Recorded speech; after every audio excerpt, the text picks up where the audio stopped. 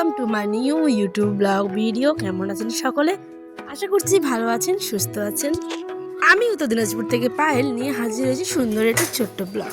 গতকালের ব্লগে তো আপনাদের জানিয়েছি বাড়িতে এসেছিল মেহমান, মানে আমার মা। তো মাকে কি করি না করি সারাদিন সেগুলো নিয়ে একটা ছোট্ট ব্লগ, সাথে সংসারের অবশ্যই কাজকর্ম। দেখুন, সকালবেলা উঠেই আমাদের গৃহিণীদের যেটা হচ্ছে মেন কাজ, উঠোন বাড়িঘর ঝাড় দেওয়া। আর বাসি ঘর দোর উঠোন থাকলে না ঝাড় দিয়ে কোনো কাজ করতে নেই। এটা তো আমাদের বাড়ির প্রত্যেকে বিশেষ করে মেনে চলে। তাই ঘুম থেকে উঠেই এই যে এক ছুটে চলে এসেছি উঠোন কুড়াতে। আর পারছিলাম না, জানেন, উঠোন কুড়োতে এত কোমর ব্যথা করছিল। এই বড় উঠোন যে কতদিনের ছোট হবে সেই অপেক্ষায় আমি আছি একদম। মানে মানে জানেনই তো, যারা সিজার করেন তাদের কোমরে প্রচণ্ড পেন হয় নিচু হয়ে কাজ করতে গেলে বা আর কিছু। তো যাই হোক, আমার ক্ষেত্রেও ঠিক তেমনটাই, নিচু হয়ে কাজ করাটা খুব মুশকিলের হয়ে পড়ছে, দিন দিন প্রচুর ব্যথা করে। তো দেখুন, ঝাঁটা হয়ে গেছে। এবার এসে মা দেখুন এখনও ঘুমিয়ে। মাকে এত করে বললাম, মায়ের কাণ্ড দেখে আমরা প্রত্যেকে অবাক। বারবার আয়নের আবার বলছে, মানে জোর করে বলছে যে ঘরে থাকুন আমি আয়ান মানে আর মা ঘুমাবো। কিন্তু আয়ানের এবার এদিকে কাণ্ড, জানেন আয়ান কী করেছে? ওই জানে যে আমার পাপা প্রতিদিন আমার পাপা মানে পাশে ঘুমোয় ওর। আর আজকে ওর নানি এসেছে, নানির সাথে খেলাধুলো করছে, খাওয়া দাওয়া করছে, সমস্ত কিছু, কিন্তু ঘুমোবেন না।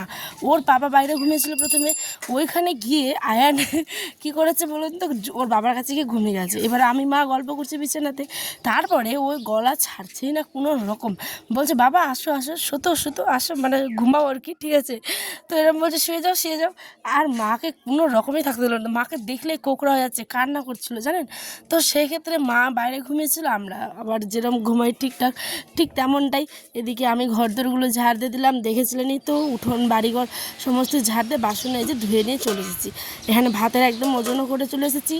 আর একটা বারান্দা যেহেতু পুরো মোটরসাইকেল সাইকেল সমস্ত কিছু জায়গা পুরো ঢিপ হয়ে থাকে। যখন মেহমান আসে তখন তো জানেনই, ঘরের কষ্ট থাকলেও মেহমান থাকলেও মনটা অনেক অনেক অনেক আনন্দ, আর জায়গায় কিন্তু ঠিক বেরিয়ে যায়, তাই না?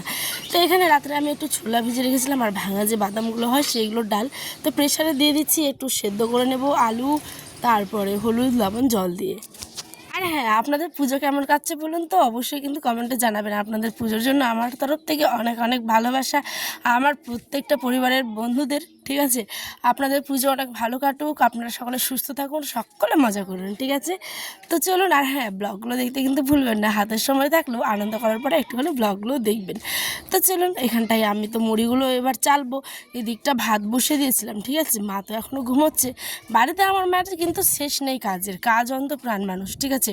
সকালে উঠবে, হাজার একটা কাজ করবে, নামাজ পড়বে, কোরআন পড়বে, তারপর আমার মানে ভোরবেলা 4টা থেকে শুরু করে 6টা 6:30 অবধি ওগুলোই করবে, ঠিক আছে। তারপর উঠে সংসারের হাবিজাবি কাজকর্ম, তারপরে তো মাস দেশের যেহেতু কাজ করে, তো 8টা থেকে 12টা অবধি সেন্টার, কোনো দিন পঞ্চায়েতে মিটিং, কোনো দিন ব্লকে মিটিং, কোনো দিন অফিসে মিটিং, কোনো দিন আবার বিএলও যেহেতু তার ডিউটি পড়ে যায়। তো মানুষটা মানে শান্তি পায় না। তাই আমি এখানে এসে চুপচাপ যত পারি আস্তে আস্তে কাজগুলো করছি, যাতে মা না শুনতে পায়। আর উঠে গেলেই চট করে এসেই আমার কাজে হাত দেবে, বলবে যে দে আমিও করি। কিন্তু আমি চাই যে ঘুমুক একটু, এখানে এসে মেয়ের বাড়িতে একটু শান্তি করে ঘুমুক। তাই আস্তে আস্তে করে কাজগুলো আমি করে নিলাম। দেখুন, মুড়িটাও ছেলে নিলাম, এই যে ভাতও কিন্তু প্রায় উঠে গেছে। এখন যে সিটিটা পড়লো, আমার বুকটা দূর দূর করছিল। মা তো একটু উঠলোই, আরে বাবা উঠেই কিন্তু একদম ম্যাডাম বসে গেছে কিন্তু, ঠিক আছে। ওই মা, তুই মুখটা ধুতো, ধু।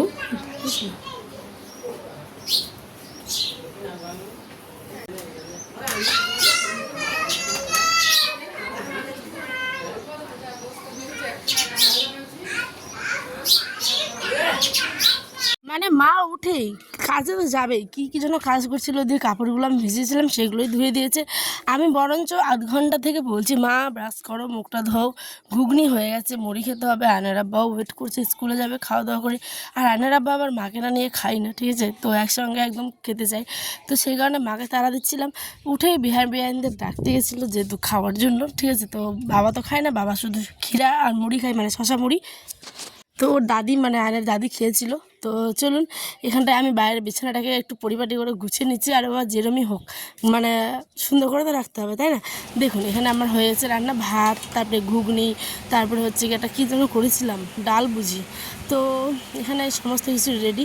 এখন ওরা খাওয়া দাওয়া করবে, খাওয়া দাওয়া করুক। আর মেয়েদের কয়েকটা কাপড় ছিল সেগুলোকে ধুয়ে নিই। এই আয়নটা না নানির কাছে জানেন পয়সা চাই, বলছে নানি পয়সা দাও, ব্যাগটা নিয়ে যাচ্ছে, ভারী ব্যাগটা তুলে নিয়ে যাচ্ছে, গিয়ে বলছে নানি নানি পয়সা দাও পয়সা দাও। সমস্ত ক্লিপসগুলো যদি নিতাম তাহলে তো অনেকটা বড় ভিডিও হয়ে যেত।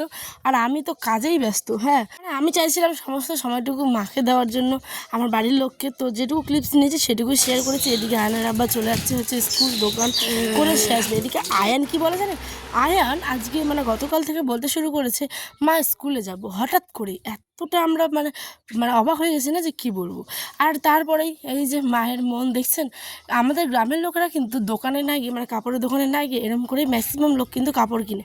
আমার আয়নের আবার এগুলো পছন্দ কম, মানে এরকম ওই নিতে চায় না, ওই নিতে চায় একটু ভালো, একটু ব্র্যান্ডেড। হ্যাঁ, 10টা নিয়ে 5টা নেবো, কিন্তু ভালো দেখে নেবো, ব্র্যান্ডেড দেখেই নেবে।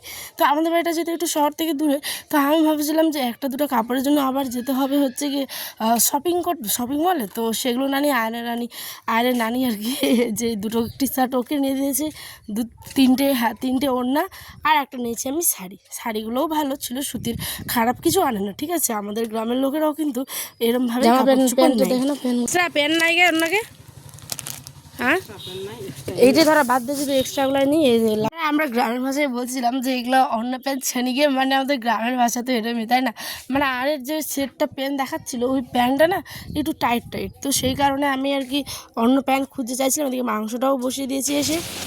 মিষ্টি দেখাও তো দেখি, কোন মিষ্টি খাচ্ছ? আরে নানি কি দিয়েছে? হ্যাঁ, ঘেমে পুরো অবস্থা খারাপ বাবা। মানে এখানে একটু আতপ চাল ছিল, তো আতপ চালগুলোকে একটু পোলাও করবো। এই পোলাওগুলো আমার বিয়ের পর আমার শ্বশুরবাড়িতে কিন্তু কেউ খায় না।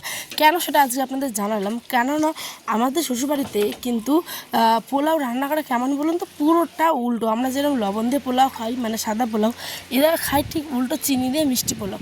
যেটা আমার আয়নের আব্বাও পছন্দ করে না, যেহেতু আয়নের আব্বা বিয়ের পর থেকে ওখানে গিয়ে আমার বাবার বাড়িতে ওইটা খেয়ে অভ্যস্ত, সে আর লাল পোলাও খেতেই চায় না। তো মানে কেমন হয়েছে বলুন তো ব্যাপারটা। ওরা পেঁয়াজগুলো ভেজে ধান এরম লাগছে। হ্যাঁ, ওরে বাবা রে, এই যে ওইও খাচ্ছে মাঝে, তুমি তাদের শেষ করো। দেখুন আয়ন কত এক্সাইটেড, সেটাও একটু আপনাদের সাথে শেয়ার করলাম। সে জুস খেতে পেলে আর কিছু চায় না। তো দেখুন আমি যেটা বলছিলাম, পেঁয়াজগুলো ভাজার পরেই চালগুলো দিয়ে দেয়, আর চালগুলো ভাজার পরেই কিন্তু দিয়ে দেয় হচ্ছে চিনি, যেটা মিষ্টি আর লাল হয়ে যায়। তো ওগুলো আমরা একদম খেতেই পারি না। তো আমি আমার মতো করে নুন পোলাও রান্না করছিলাম। মানে আপনারা কারা কারা এরকমটা খান অবশ্যই কিন্তু কমেন্টে জানাবেন, ঠিক আছে? তো আসি, দেখা হবে আন্টি ব্লগে। সবাই ভালো থাকবেন, সুস্থ থাকবেন।